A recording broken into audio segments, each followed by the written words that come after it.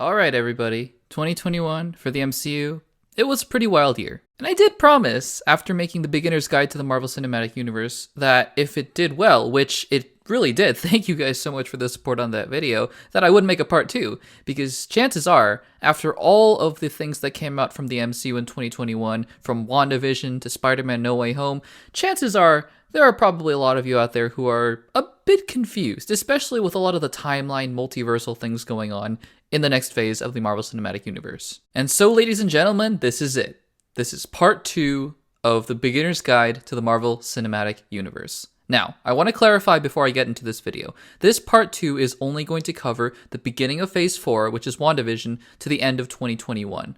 The Infinity Saga allowed me to have a nice clean break after Spider-Man Far From Home, where I could make the beginner's guide to the MCU part 1 and only have to worry about the Infinity Saga. But now that the MCU is putting out content basically every week, and I have a rare break here between, I'm going to presume, the end of Hawkeye to the beginning of Moon Knight, because let's be honest, the MCU going forward is rarely going to give us any breaks anymore.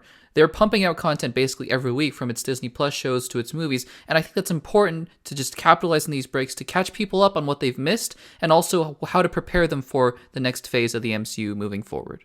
So welcome once more to the Beginner's Guide to the Marvel Cinematic Universe Part 2, 2021 edition. And if you haven't subscribed, then please make sure to do so. Join the Access Blockbusters group, give this video a like, and let me know in the comments down below. Would you like this to become a yearly thing, part 3 next year, maybe covering 2022? Let me know in the comments down below. I'd love to hear what you guys think. And let's get into it, shall we? Alright, so who is this video for? Like I started out my last video. Well, this video is for people who have seen part 1 of the Beginner's Guide to the MCU. That will be linked in the top right corner. You can go check out that video, as well as linked in the description down below. And in that video, I basically cover everything you need to know to watch the Infinity Saga, basically the first 23 movies of the Marvel Cinematic Universe. I go over what the MCU is. So if you haven't done that, and if you're hearing all these things about Moon Knight or Spider-Man No Way Home or Hawkeye, make sure to go check out that video first. It'll get you ready and up to date with everything you need to know about the MCU so you can enjoy it to its maximum potential. And if you have seen the video and you are clicking on this video, more than likely you have seen the previous 23 MCU films, from Iron Man 1 to Spider-Man Far From Home. So if you haven't seen those 23 films, A, please go make sure to watch the first part of this MCU Beginner's Guide, and B, go watch all the Infinity Saga films. Trust me, it'll be worth it if you're invested in these films. And then we can talk about what comes next in Phase 4 of the MCU. So I'm going to presume that you know everything from the first video, you have all that background information, and you have seen all 23 Infinity Saga films, so I can give spoilers for all of those. Now, there will be no spoilers for any of the Phase 4 properties thus far. I will be using trailer footage, and basically anything in the trailer footage I'm not going to consider a spoiler, so if you really don't want to know, I apologize. I am going to have to use the trailer footage that they've given us, but there will be no spoilers for anything in Phase 4 thus far. Alright, let's get into the details.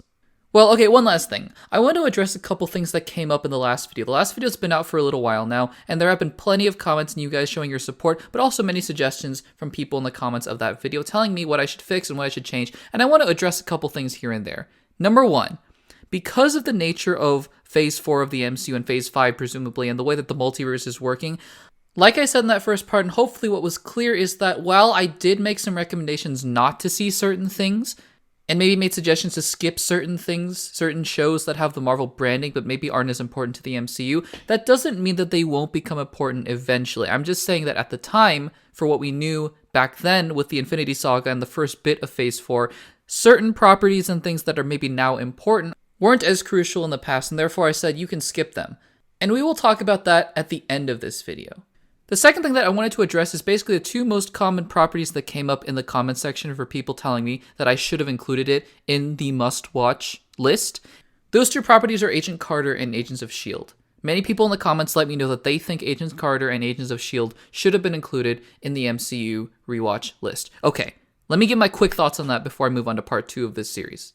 Agent Carter is technically MCU canon. That is correct. Agent Carter takes place in the MCU continuity. However, and I acknowledge that almost everybody that I talked to has said Agent Carter is brilliant. I tried to give the show a shot. I didn't really like the first couple episodes. Maybe I will later. I will surely finish the show at some point. But many people say they love Agent Carter, and that is great. However, you guys have to keep in mind that I was making that video in the context of what I think beginners, people who have zero idea about the MCU, and people who have limited time, that's important, limited time, what they should be spending their time on.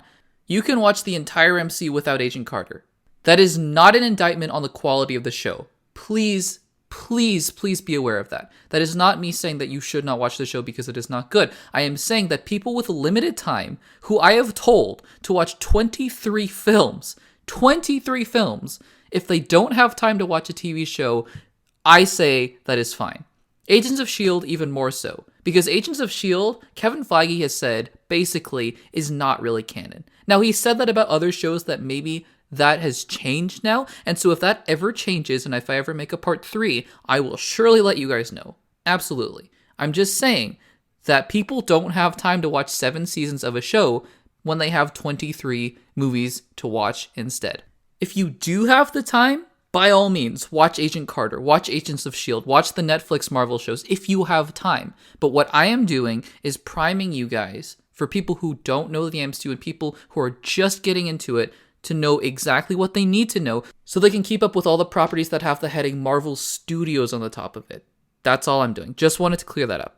Alright, let's talk about Phase 4. So like I talked about in my previous video, the MCU has been broken up into phases, Phase 1, Phase 2, Phase 3, and now we're in Phase 4. Although I will say that Phase 4 is more of a nebulous thing. Kevin Feige hasn't really explicitly said when Phase 4 is ending. It just sort of is continuing onward. I don't know when Phase 5 is starting, I don't know when Phase 4 is ending, but right now, we're in Phase 4. Phase 4 is the continuation of the MCU story after Avengers Endgame, or after Spider-Man Far From Home, but you're going to see that Spider-Man Far From Home is basically part of Phase 4, kind of, sort of. Anyways, you'll see. But what Phase 4 is, and this is the really important thing to note, is Phase 4 is a continuation of the story of the world, or the universe, really, after Hulk snaps his fingers and returns everyone back to normal. So what you are going to see basically across every single MCU property thus far in Phase 4 is a reflection of a society and a world that has gone through 5 years where suddenly half of the population of the entire universe has disappeared, and then 5 years of just hardship and struggle, and then everyone has come back, and now the world is trying to grapple with that and deal with that in its own ways. You're going to see reflections of that in different ways in different MCU shows and movies moving forward. So just keep that in mind. That is what we are setting up here in the MCU Phase 4. And with that, it's important to note, yeah, we have actual Marvel Studios television shows now. Before, we just had the 23 films. Again, I just talked about the other television shows, so there's that. But we have actual Marvel Studios television shows. Where can you find these television shows? Disney+. So here is the first big caveat of this video.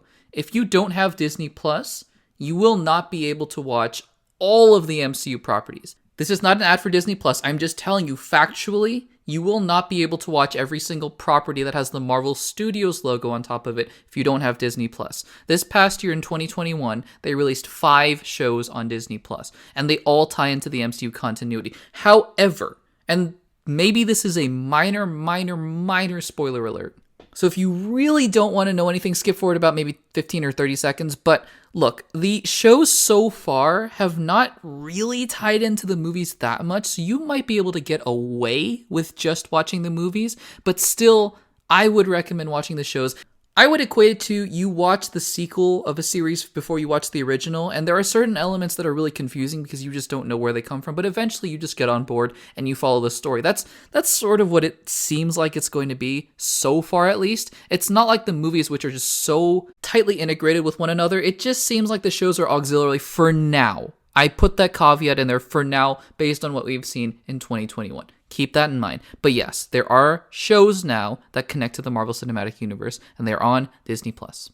And that's basically it for the intro. So what I'm going to do for the rest of this video, it's going to be different than part 1, is I'm just going to go through all 9 properties from the MCU Phase 4 thus far in 2021 and moving into 2022, and talk about what you need to know going into all of them and why they're important to Phase 4. I suppose I should also answer the question that I answered in the previous video of what order should I watch them in. So here's what I'm going to say. With the pandemic, there was an original release order that Marvel Studios announced before everything went crazy, and then with the pandemic, they had to shuffle everything around, and basically a lot of things in the release order changed, so it's not entirely clear how important the order of all these things are in, because originally the order was much different, and now they released it in a certain order that makes somewhat sense, but also kind of doesn't in certain places, so here's what I'm going to say. If I were giving advice to a brand new MCU fan who has just seen the Infinity Saga and now wants to jump into Phase 4, which I am, hello, so glad you're on the channel, by the way. Anyways, I would still recommend watching it in release order. Because I think release order is the safest way to guarantee that you're watching it in the same progression as the rest of the world is, and also in a way that is sanctioned and approved by the executives at Marvel Studios. So I know certain things fall into timeline orders in different places and all that sort of stuff. I would just recommend watching everything in release order, and I'm going to give that release order right now. So, the way that things have released, and I know it's going to be kind of confusing with all the television shows, because the shows were released episode by episode, week by week, and some of the episodes overlapped with movie release dates. So what I'm going to do is basically go from the first episode release date, and then obviously the release date of each movie as the date that you should start at. So, 2021 MCU so far. In release order, we have WandaVision, Disney Plus show. The Falcon and the Winter Soldier, Disney Plus show. Loki, Disney Plus show.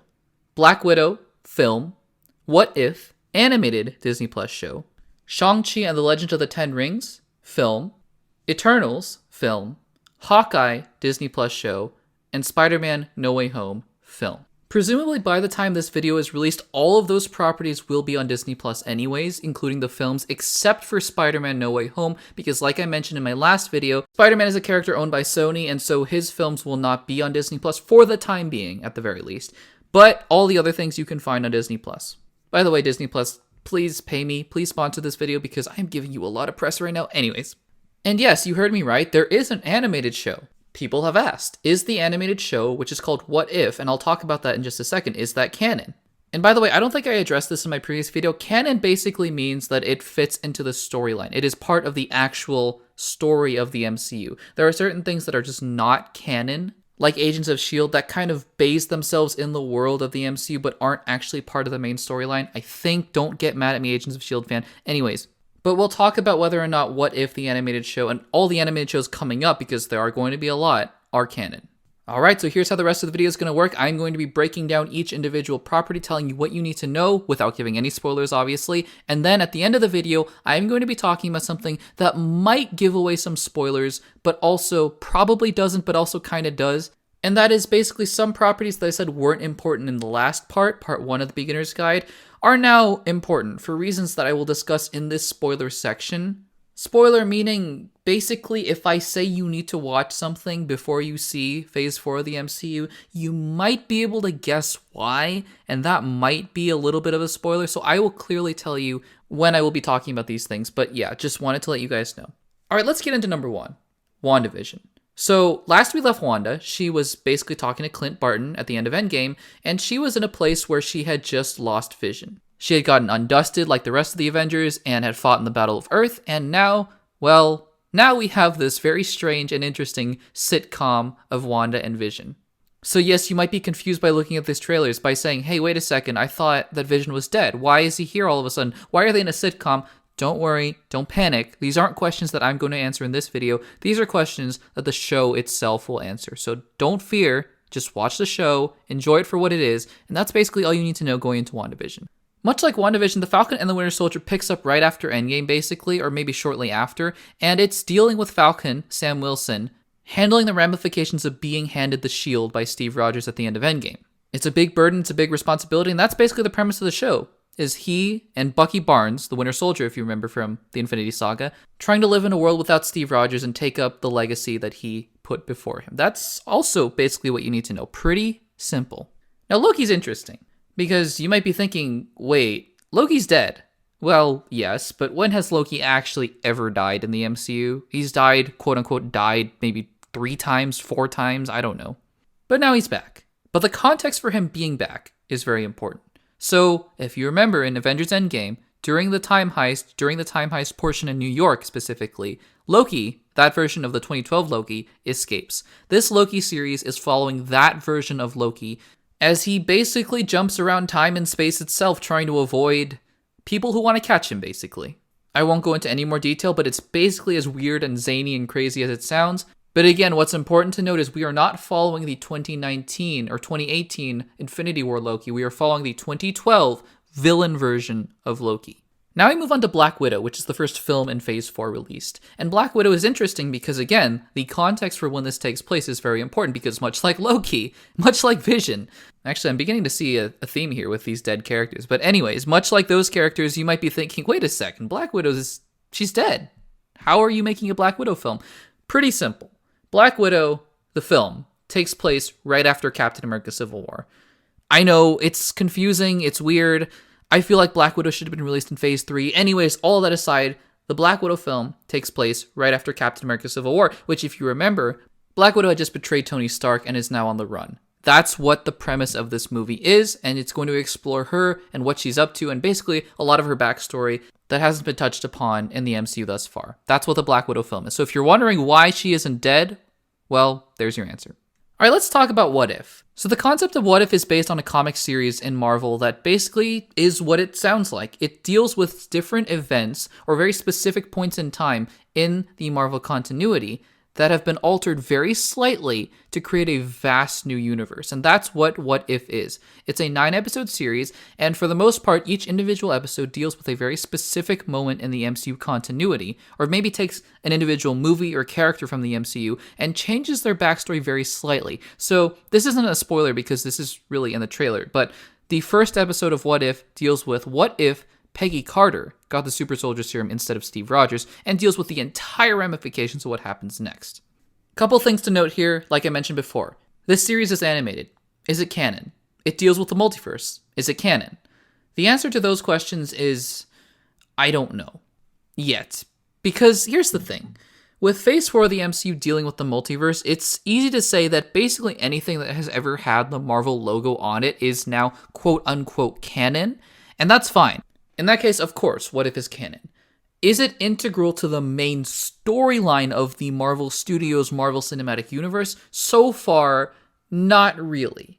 Do you need to watch this in order to understand the main storyline of the MCU, unlike the other Disney Plus shows that will be integral to the MCU at some point, at least in terms of introducing characters? Is this show that important?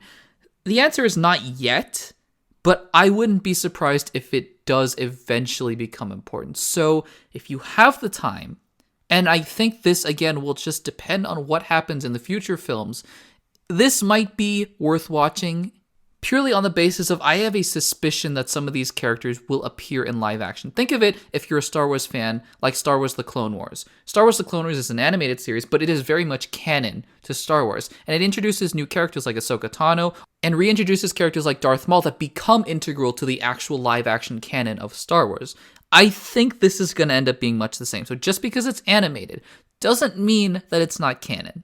Let's put it that way. Next up, we have Shang-Chi and the Legend of the Ten Rings. This is a movie that you really don't have to know that much about beforehand. I mean, if you recognize the 10 rings from previous MCU films, good on you. You don't really have to recognize them. The movie's going to explain everything that you need to know, but this being a pure origin story film, basically, yeah, you're fine. You're set. Just enjoy the film. And by the way, I love the movie, so I really hope you enjoyed it as well. Enjoy the movie.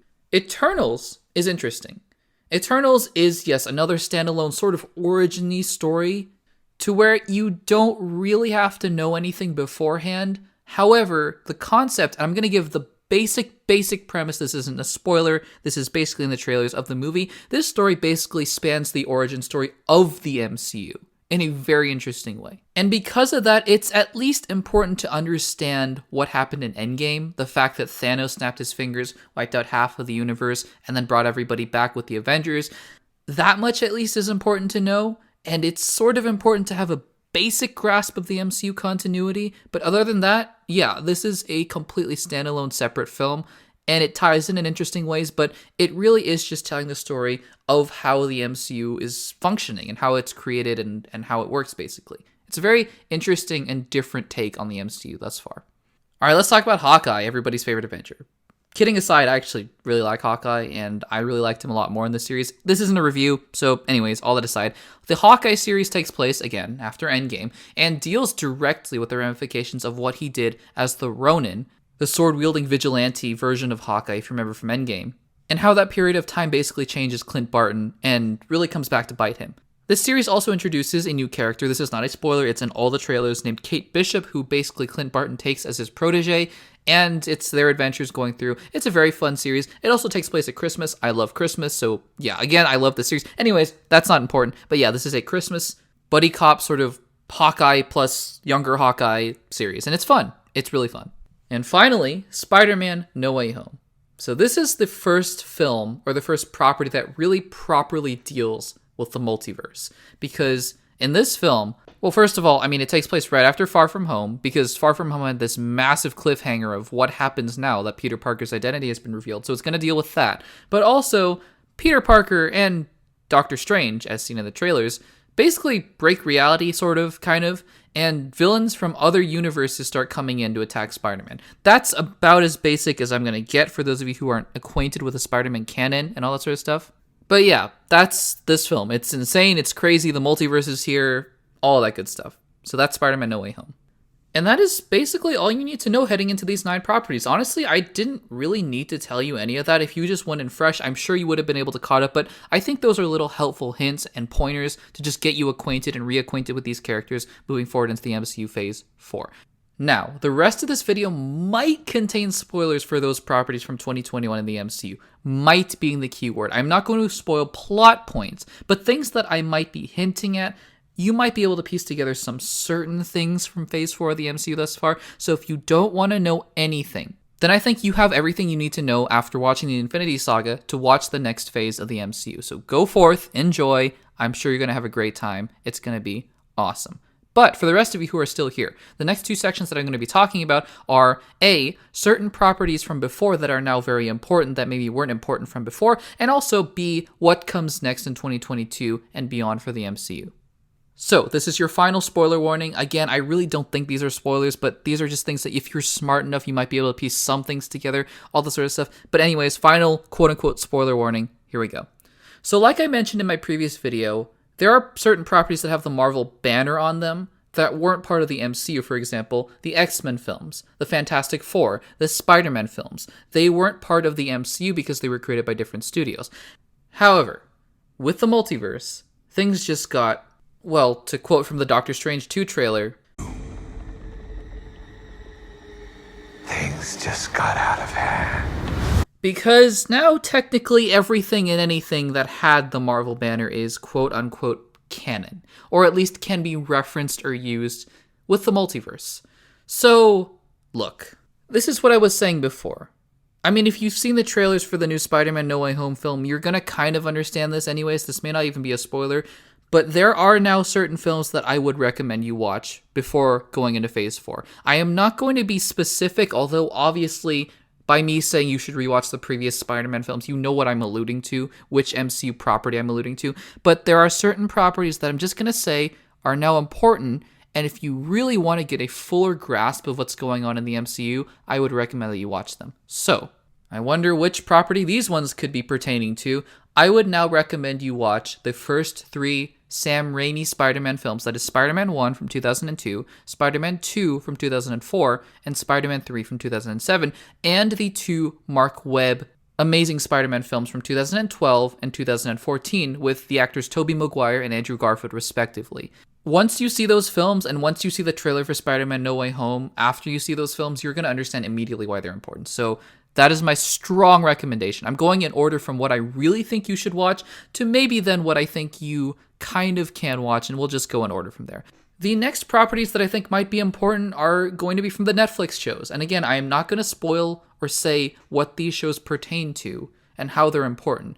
But if you have the time, and by the way, these shows are incredible, at least the one I'm going to mention right now. So if you have the time, then just watch them anyways, but these might be important now. The show Daredevil on Netflix might be important going forward in the MCU. And the way that the Netflix shows worked is actually much like the MCU. I mean, first of all, they originally were supposed to be explicitly part of the MCU, taking place after the Battle of New York in 2012, and then they weren't, and then they were, and then they weren't, and now it's just important that you see them, I think. But the way that they worked is there are many different shows that came out of the Netflix Marvel Universe, including Daredevil, Jessica Jones, Luke Cage, and Iron Fist. I am only going to recommend 2 shows, though, to watch for the MCU. Number 1 being Daredevil, because, well, I'm not going to get into that, but Daredevil with Charlie Cox. The second is Defenders, and the only reason I recommend Defenders is that Defenders ties directly into Daredevil. It's like Iron Man and Avengers. Think about it this way. Iron Man 1 came out, then Iron Man 2. The next film in the Iron Man story, though, wasn't Iron Man 3, it was The Avengers. So you needed to watch Iron Man 1, Iron Man 2, The Avengers, and then Iron Man 3. Daredevil is much the same way. Daredevil Season 1, Daredevil Season 2, Defenders Season 1, Daredevil Season 3. That's the natural progression of his storyline. Defenders, by the way, is the Avengers level or Avengers type show for these Netflix series. It combines Luke Cage, Iron Fist, Jessica Jones, and Daredevil. You don't need to see those other shows. I didn't. I just watched Daredevil and Defenders, so you're going to be fine. But yes, Daredevil and Defenders. The third and final recommendation I would make to you is Venom 1 and Venom 2. For these, I don't think I'm going to be giving that much background for the sake of spoilers, but just go into them if you have the time, by the way. All the things that I'm saying right now, you don't have to watch them, but especially the Spider-Man films, it's going to be very helpful, I think, going forward, at least for you to be able to know and understand what's going on in certain places and certain parts of certain shows and movies. And the first two Venom films, for undisclosed reasons here, they might be important. So I'm just going to include them here. And finally, to close out this video, let's talk about what's coming up in 2022 for the MCU. What's been confirmed, looking forward and ahead. So it hasn't been announced as of the recording of this video, but what I'm going to assume is going to be the next show that's coming out on Disney Plus is a show called Moon Knight. This show stars Oscar Isaac and Ethan Hawke as the villain, and revolves around this guy who basically has dissociative identity disorder, and one of the identities is related to an Egyptian god. It's a really cool character. I am really excited for this show, so that's coming out. I think right after that is probably going to be Doctor Strange in the Multiverse of Madness, Doctor Strange 2, the film. And as that title suggests, things could get very weird, very strange, very fast. No puns intended. After that, we have a couple Disney Plus shows that don't have release dates as of yet, but are confirmed to be coming out in 2022. Those being Miss Marvel, who is a Pakistani superhero young girl from New Jersey, I believe, who idolizes Captain Marvel, and she is going to be a big part of the MCU going forward, I believe. So there's that. And then She-Hulk, who is the cousin of Bruce Banner and becomes a version of the Hulk. There is going to be a show called Secret Invasion coming out in 2022 that's going to be starring Samuel L. Jackson as Nick Fury again, and Ben Mendelsohn as Talos the Skrull. That's going to revolve around Skrulls infiltrating the government and all different places of Earth. That's going to be really exciting. There's also going to be a Guardians of the Galaxy holiday special directed by the director of Guardians of the Galaxy 1 and 2, James Gunn. Others, I know that there is a show called I Am Groot coming out. I don't know if that's going to be animated or canon or what that's going to be, or a series of shorts, but that is coming out. All of that you can look forward to in 2022 as well.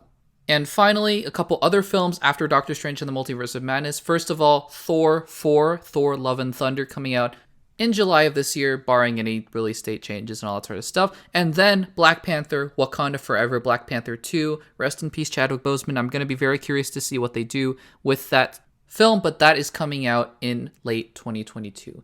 And that is it for part 2 of the Beginner's Guide to the Marvel Cinematic Universe. Hopefully, you guys aren't as beginners anymore, having seen part 1 and now part 2. And hopefully this video was helpful in getting you guys ready for the beginning of Phase 4. I hope you guys enjoyed this video. If you would like to see a part 3 sometime next year, talking about what happened in 2022, make this a yearly tradition, let me know in the comments down below.